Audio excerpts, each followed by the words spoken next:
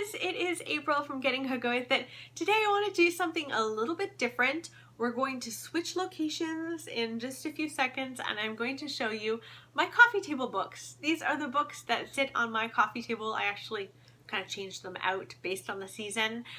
There are just 4 of them right now. I might add to the collection eventually, but these are the books that people can flip through when they come over to my house for a cup of tea, and I hope that you enjoy this. So let's get into it.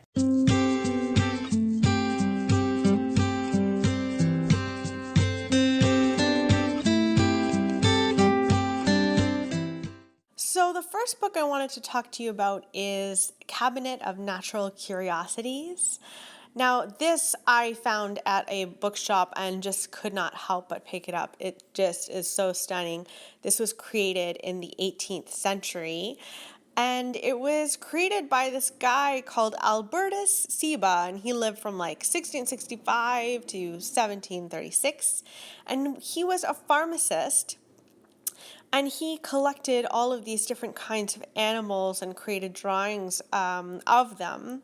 So it was everything from like starfish and frogs and crocodiles and shells and butterflies and different insects and snakes, and it just is so stunning.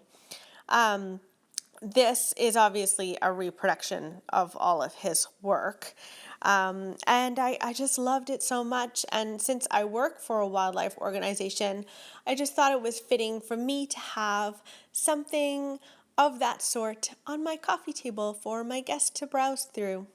Isn't it just so lovely? So yes, that is Cabinet of Natural Curiosities. So this next one is a bit of a personal one. This is 85 Years of the Oscar.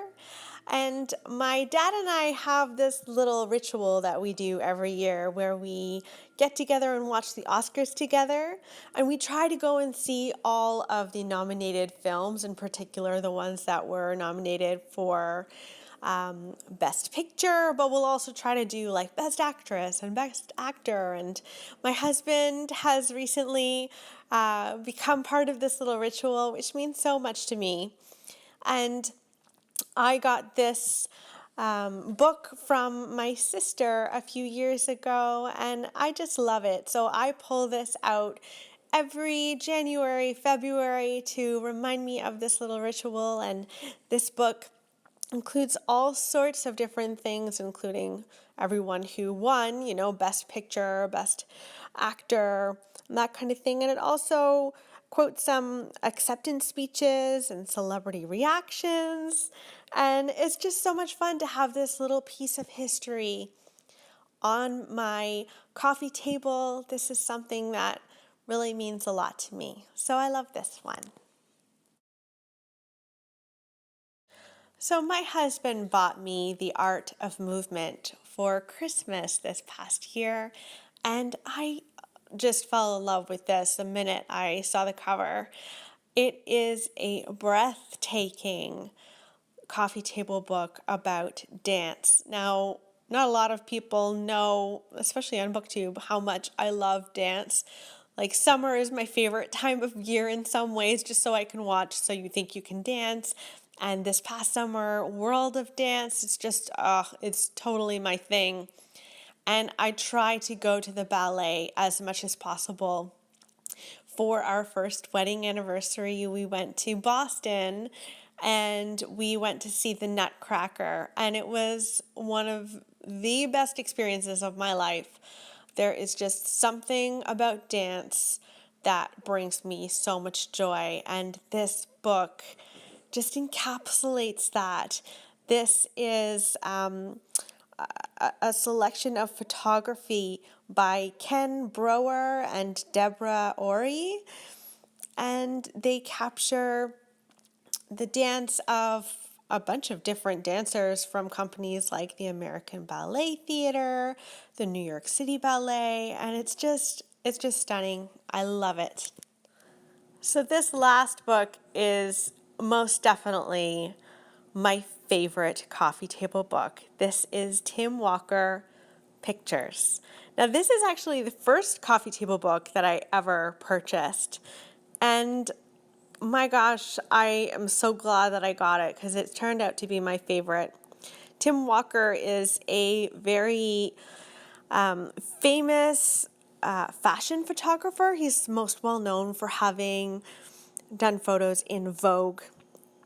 And he actually compiled this collection himself, which is really, really neat. And I just think that he's such an interesting photographer. Like, some of these photos are whimsical and magical, and some of them even seem like a bit of a fairy tale. And then others are just incredibly odd.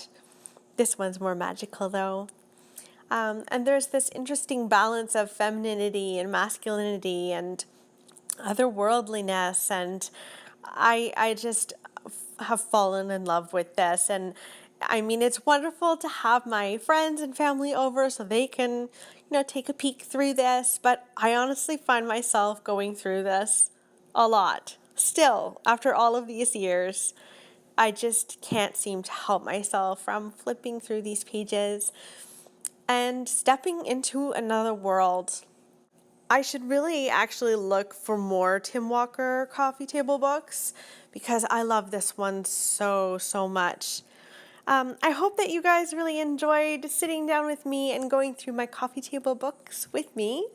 I'd love to hear what your favorite coffee table books are. I'll see you later. Bye.